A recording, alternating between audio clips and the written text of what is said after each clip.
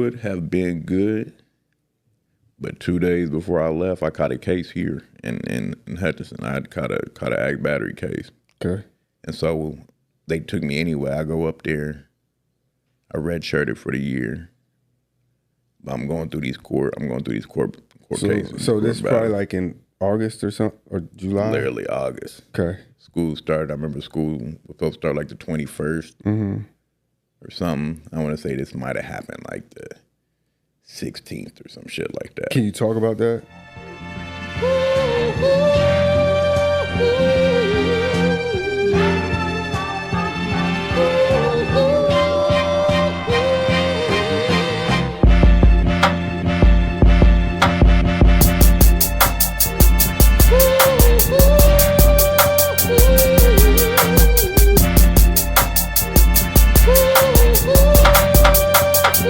You ready? Yeah, for sure. It was my parents had split. They had divorced. Your mom and dad? Yeah. Divorced. Okay. They had divorced, and I was under the impression that they was getting, they was working things out. Okay.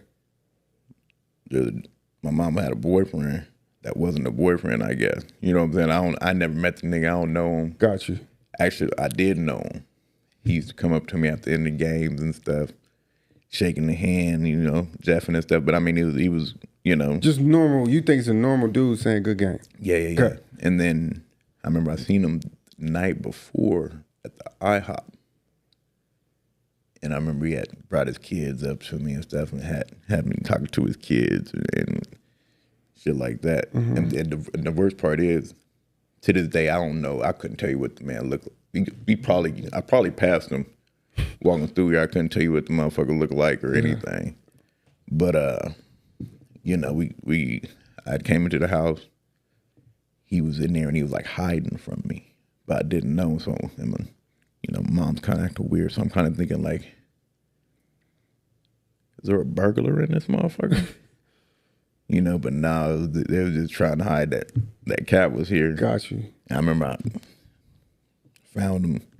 He was like hiding like on the side of the bed. I remember snatched things off of him, then snatched there was like a blanket. And it's like, first of all, the grown ass man, dog, you shouldn't be hiding from nobody. Second of all, clearly that wasn't, it wasn't right, or else you wouldn't be hiding. So it's like I'm mad and shit, and then I hear, bam, my little brother was with me at the time, and I hear him come in the door. Mm-hmm. One thing I don't want to do is I don't want him to see that. I don't want him to see anything. We thinking our family's getting back together. Got you. So I asked Cat, I'm like, so you 18, he 14, 15? Yeah, I'm fresh 18, yeah. Okay. And then like, I remember just like, yo, hide. So you told him to hide? I told him to hide. Okay. I remember he looked at me, he's like, I ain't hiding. And said some smart ass shit like that. My brother come in, he see him, and then I remember he repeated his phone number. They used to call. His phone number used to call the house phone. Mm-hmm. And you would pick up, you say hello, and the motherfucker would hang up. He thought I was my daddy. Got you. You know what I'm saying, right? But then time goes on, my brother got a photographic memory. Like, don't show this motherfucker your debit card, your credit card, nothing. He's not gonna forget shit. Got you. He said the number, bam. I recognize the number. I get putting shit together.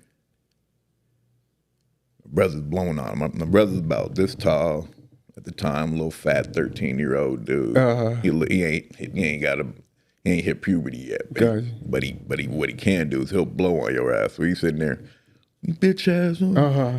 Hey, dude took a step in our direction. It's over. Mm-hmm. Hit him with the damn near, touched him off of everything in the motherfucking house, dog. Like everything in that motherfucker. And really, now that I'm older, I look back, it was kind of, adrenaline is a motherfucker, because the dude was 250 250-pound motherfucker, 240-some pound, 250-pound motherfucker, but he was weak like a. It just felt like anything I was he'd try to come at me, we're picking him up, slam him down, boom. It was the easiest MMA match I'd ever had. Before you never even knew, didn't even know, never even thrown a punch at that point. Really, not a real one. And but to me, it's like shit like this happened every day. It's not a big deal. Where was your mama at? Was she like? Was it in the room? Was she trying to diffuse the situation? Nah, she was trying to diffuse. There wasn't no diffusing shit though. Realistically, there ain't no. Gotcha. There ain't no diffusing. Yeah. And to me, it's like shit. My family's ruined. Because in your mindset, moms and pops is getting back together. You walk in, you see this. Yeah. Then you trying to protect little homie, little bro, and then he want to get big and bad. Now he big and bad, but it's like. You could have did that. We could have talked about it first. All you had to do was get in the closet. All you had to do was hide like you was hiding. Yeah. Because I remember we came over there.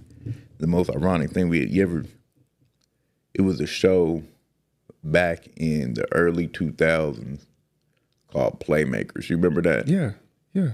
We was just going there to get the Playmakers DVD, dog. Because my homie Big Al, hey, shout out to A-List Cuts.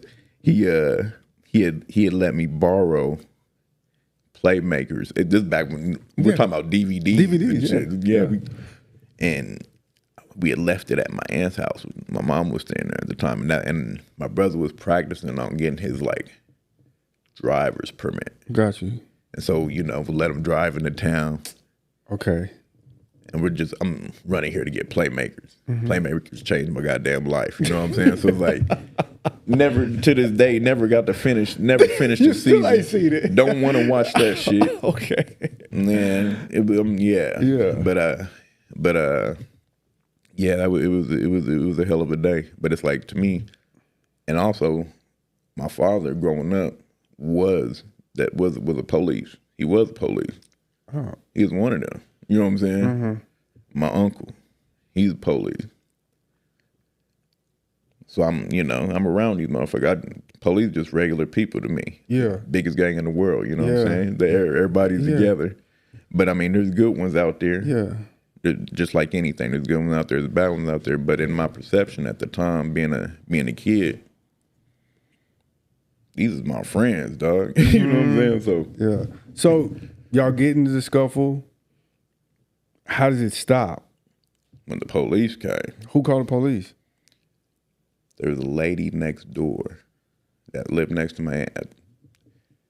I hated her for years, but really she was a super sweet lady. She's super nice, but really she just heard commotion. Got you. And she was trying to she thought something was happening over there. So she do any regular person. Yeah, a civilian's gonna call. A cilian's gonna call the police. Everybody might not. Yeah. But yeah. So that happened. So bam, we get done. I get done. Dude laying down there, and I remember my baby mom, my child's mom, had walked in because she was with us too. But she had been outside. She had been outside. I remember we run through, push her. Come on, get in the car, and jump in the car. And we take off. We go turn, go down the alley. Man, there's like 3 cop cars right there. There's like 3 more in the back. I'm thinking you would have thought and this is old time Hutch, before the meth times, so there, there wasn't as much crime or nothing going on. Yeah, when something happened around here as there used to be. This is pre-meth Hutch, you know what I'm saying? So this is a big deal, you know what I mean? So it's like I remember they get us, they put I go to jail. And can't no one get a hold of my daddy because he way out.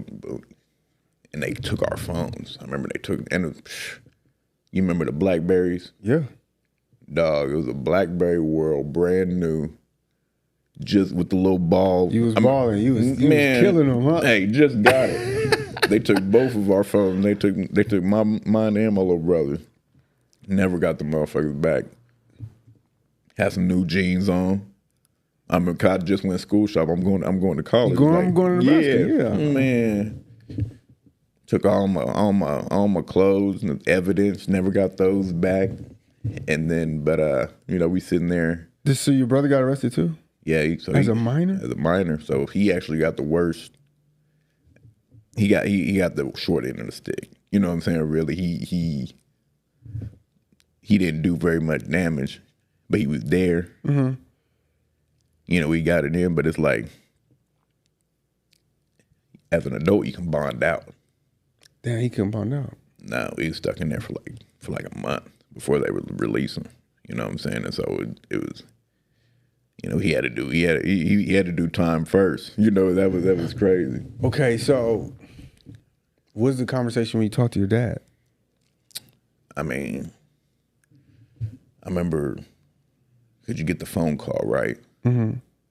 You get the phone call. And that phone book, but my simple ass, I don't know nobody's fucking numbers but my grandma. I'm not calling her for this, And so I remember looking through the phone book and I found like my dad's homie. Yellow Pages. Yellow Pages. People don't know about that. Yeah. Yellow Pages, kid. Yellow Pages, man. And I'm navigating. There's only one motherfucking number in there that I even know. Mm-hmm. My dad's homie, Kelly. I call him. And he went out there and got my dad for me. Mm-hmm. Then they came back and got me out of there. And then, my brother's still in there. Everything's a fucking mess. And now it's time to go to college. And so I have so many questions. Hold on. So what does your mom do after? Does the dude press charges? Of course, he pressed charges. Did you have to call your coach? Who's the coach in Nebraska at this time? Mark Manning. Okay. And Bo Pelini was the football coach, but okay. Mark Manning is the wrestling coach. He still is to this day. Mm-hmm. And I remember calling him, thinking like, "Fuck." And he's like, "He already knew. He knew." He's like, "I know," but he's like, "We want you anyway. Come on." And so I remember like just riding up to college. It's like me, my daddy, and then like my kid's mom. And it was the saddest fucking, you everybody else giving their hugs and getting ready to go and shit, their moms and everything. And then it's like, fuck, we coming up here and just a cloud of shit. But it's like at the same time, we was the number one recruit in their class. So they still fun with me. So they, we're gonna get through this. And they tried. You know what I'm saying? They did try. Yeah. But at the time. So you don't have no ill will towards them? Nah. Okay. Actually, I actually got a ring. We won the Big 12 championship that year when I was on the team. But I went, I had left. Mm-hmm. I'm wilding now. I'm a bad guy now. You know what I'm saying? Mm-hmm. In my head. And because, ever since that happened, people treat you different. Yeah. You're getting treated differently. So it's like they're not bringing their kids up to you and telling them what you're gonna be or stuff, yeah. Or wanting them to meet you. They kind of shield. But the cats that's on your level, you know what I'm saying? The cats that you think is on your level, yeah. The bad guys still gonna fuck with you. Yeah. And so in my head, it's like, I'm a bad guy now. And so it's like, so you have to leave and your brother's still in juvie. Yeah. Did you have a conversation with your mother before you left? No, I didn't talk. We didn't talk for a little while. Mm-hmm. But everybody's human. Gotcha. And so we good now. Good and shit. But she's actually, my mom is actually one of the best fighter I know. You know what I'm saying? So it's a thing. She's actually fighting cancer right now. Gotcha. And she winning, but she going through it. But she, like I said, she a hustler. She's a figuring out entrepreneur, and she's always gonna make it happen. So she in the fight for her life right now, but she doing good. But yeah, everything with us is good now. How long were you at Nebraska before they was like you gotta leave, or what happened? The crazy part is they never once told me to leave. Really? Never once. I was 18-year-old kid, you know what I'm saying? And like you said, that football was, everybody was, K-State, Bill Snyder just came back. Okay. I wanted to come home. Mm-hmm. And so I'm sitting there and like, I just wasn't feeling the rest. My mind wasn't developed enough at the time to really to process all that what was happening and segment it up and just stay the course and say this is what I need to do. So instead, I'm running back and forth. I'm ripping and running. I'm doing a bunch of shit I shouldn't be doing. I'm showing up to wrestling practice. You know what I'm saying? Because they didn't let me play football neither. From So they didn't let you play football, but you could go to wrestling practice. Yeah, redshirted. Okay, go to wrestling practice. And so I'll do that, but every weekend, I'm off somewhere. You know what I'm saying? I'm in Kansas City.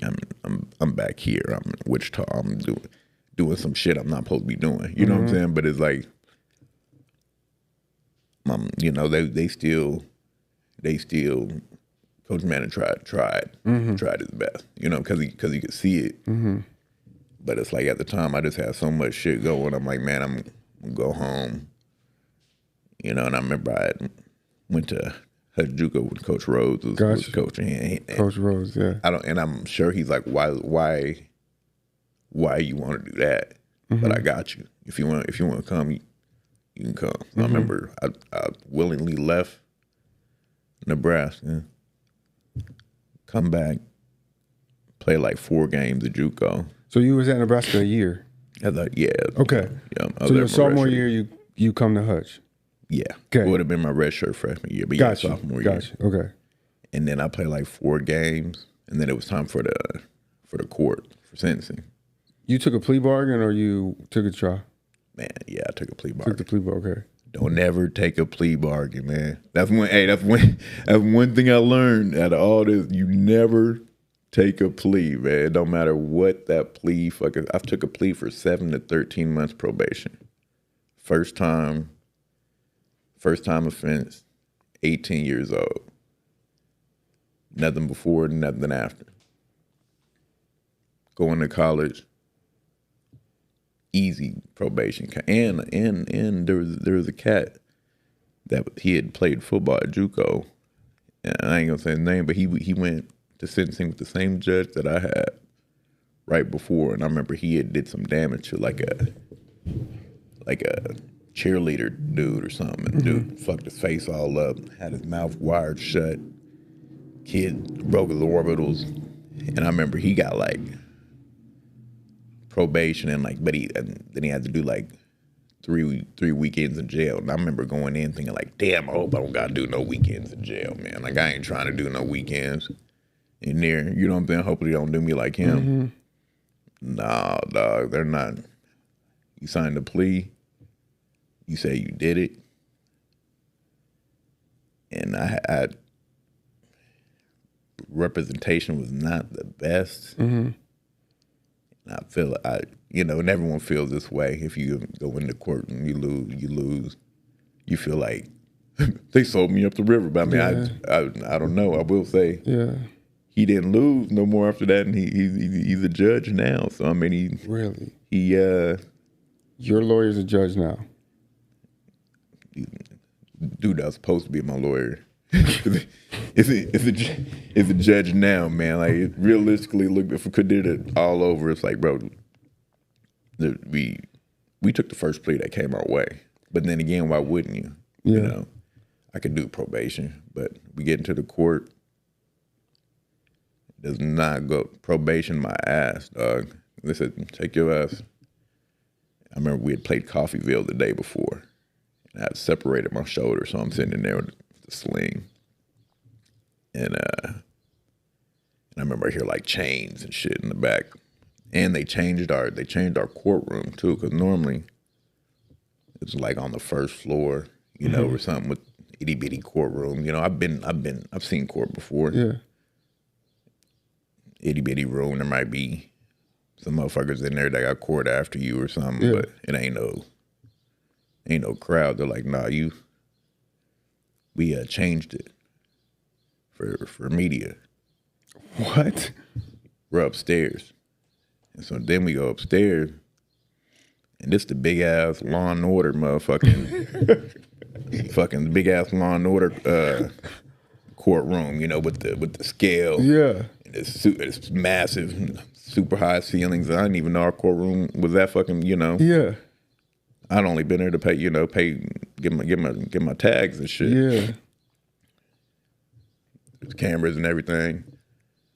I'm like, what the fuck? And the galley, it's full. Motherfucker was there. I'm like, I'm seeing people from the community. They either with me or against me. I'm like, bro, I signed a plea. We're just here for sentencing. Yeah. You think you getting 7-13? Bro, I had probation. I had a shopping list. You know, I was going to Dillon's after this. And shit, I remember this shit, just feeling it like shit. This is not what it's supposed to be. This is not happening how it's supposed to happen. So it's like, bam, 38 months in the KDOC. What? So I'm like, KDOC. I'm like, shit. You trying to process what that is? What kind of probation is that? Yeah. You're the chains. It wasn't no probation. You going to the house. You going to the big house thing. And so I remember just realized what was happening, because once they told me that, I was in the elevator going down to the jail so fast. It was like only thing I remember is just like my stomach in the elevator. I just feel like someone just took a 12 gauge, just blasted my ass. So I remember sitting there. So you go from having 0% thinking that you're going to prison to you're going to prison and you in chains. Yeah. Damn. And not many people know this. No. My dad had one homie that he kicks it with to this day. He knew. You know what I'm saying? He knew. He was like, hey, I'm going to tell you. His name Dagwood. His homie's name Dagwood. He like, yo, when you get there, don't take nothing from nobody. Find yourself a hustle. Lay low. And I'm like, he's like, you know, if you got to take something, hold something for somebody, or you know, you got to get you a store going, or you need to, you know, you can tell me all. I'm like, tell me all this prison shit. I'm like, man, what the? Yeah. Like, he's like, hey, you need to be ready. And you know, been 20 years, but I look back at it, that nigga knew. he knew. Everybody didn't. Nobody else know, but he knew. We were all, you know, we're gonna get this probation.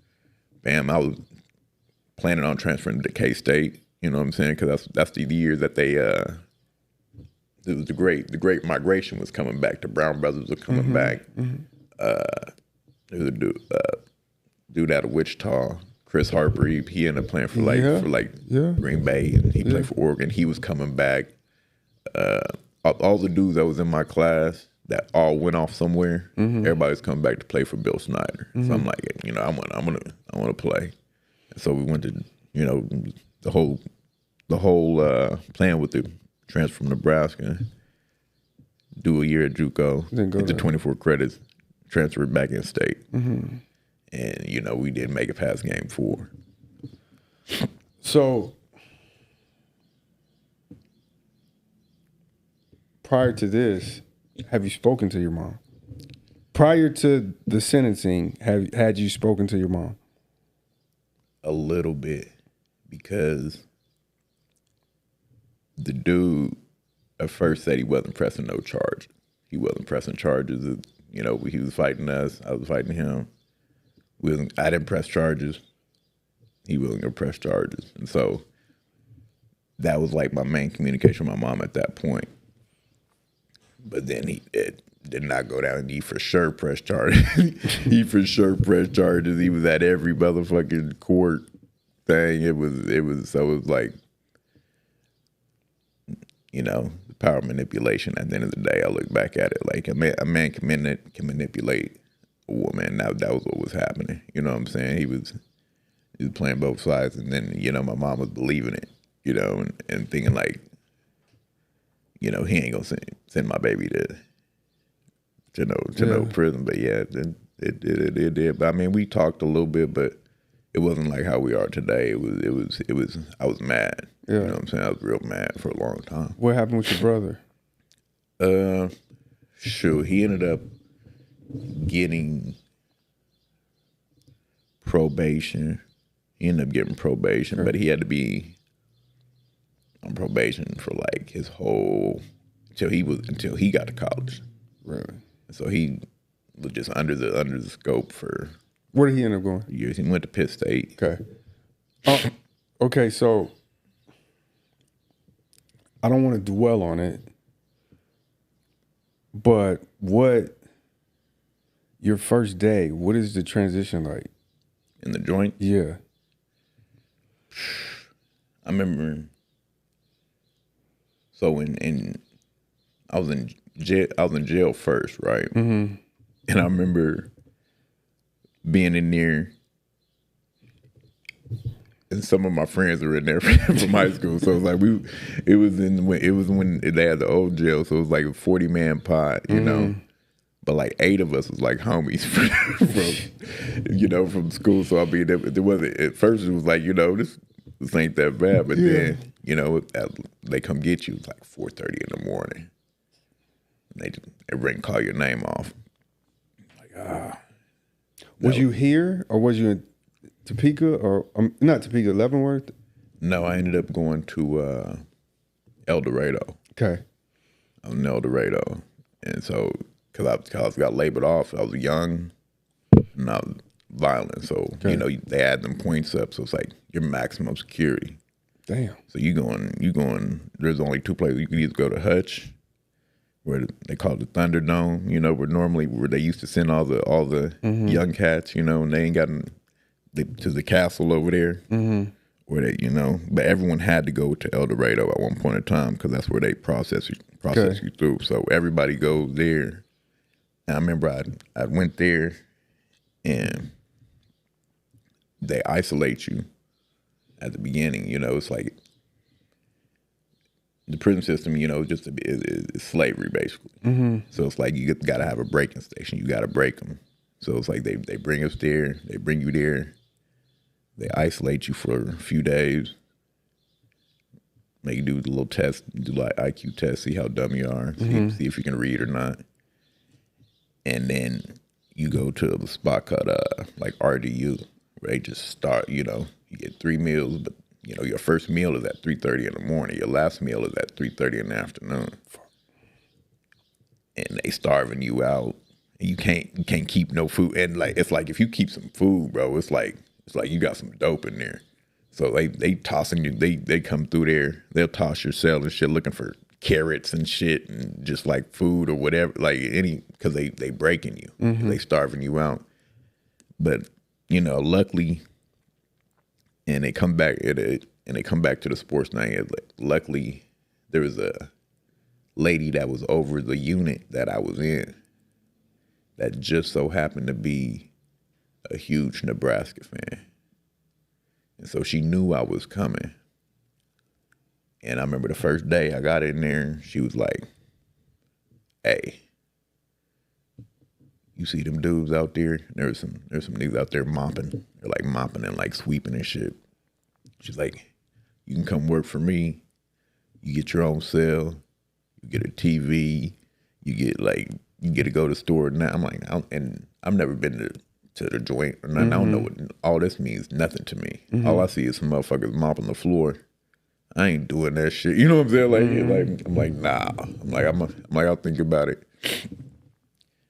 2 days go by, and I remember I was starving the fuck out like a motherfucker. I see the lady again. I remember I was, hey. She come over. I'm like, is that job still there? She's like, yeah. So normally you're supposed to be in that RDU from like where they starving you out and they breaking you and getting you ready, basically getting you ready to listen to the fucking rules.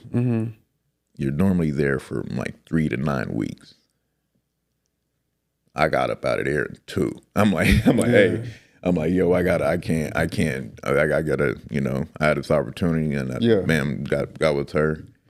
And I mean, she looked out for me. Gotcha. As far as, you know, she was, I'm 18. I'm max custody. She like, you staying here. Gotcha. Make sure you get your fucking levels down, and we'll get you up out of it. We get you up. So I mean, she's like, but if you come back, if I ever see you come back in here, I'm not fucking with you. And so I mean, I had that one chance. So that lady, you know, she saved me. Gotcha. And she didn't really say I'm still had to go do time. Yeah. And shit, and there's still situations in that time. But at that first initial point, she gave me an extra little time of buffer to where I could figure shit out. I didn't have to be locked down all the time. I could figure out how to move, see who, you know what I'm saying? And so I'm just hella grateful for that. So before we move on, I got 2 more questions about prison. What did you learn, and what was the worst thing you saw? Oh, man.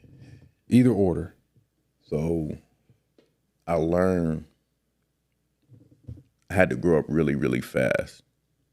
You know what I'm saying? Because I'm coming from being an 18-year-old college kid, running around. You know what I'm saying? We, you know, doing little shit with our little friends and stuff, and doing kid shit. To if you do kid shit in here, dog, like you ain't gonna fucking make it. You ain't gonna make it up out of here. So I mean, I remember I had to just sit back and figure out what was going on, and luckily I had there was a bunch of older guys around me that knew some of my situation, and they're like, "Hey, you're not going to the yard today. You staying here. Like some shit going down over there. We're not doing that. Like you need to go join this club. You need to go do over here. You know, get your mind off of this. You know, fucking like you still gonna be good." Like at the time, I'm like nigga, we're in fucking prison. Nigga, ain't no one gonna be good. They're like, bro, you're not here. He's like, you're not here that long. Like, hurry up. You know what I'm saying? Hurry up.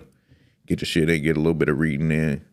Keep your body together. You're gonna be up out of here before you know it. And so, I mean, I had a lot of influences that was, you know, and they put me in position. They got me a minimum wage job. You know what I'm saying? To where it was like, I worked in a fucking factory. You know what I'm saying? So I got to see. I worked in an acrylic factory. I got to see exactly what I didn't want to do as far as being on an assembly line type stuff. So I learned a lot of life lessons in a very short amount of time.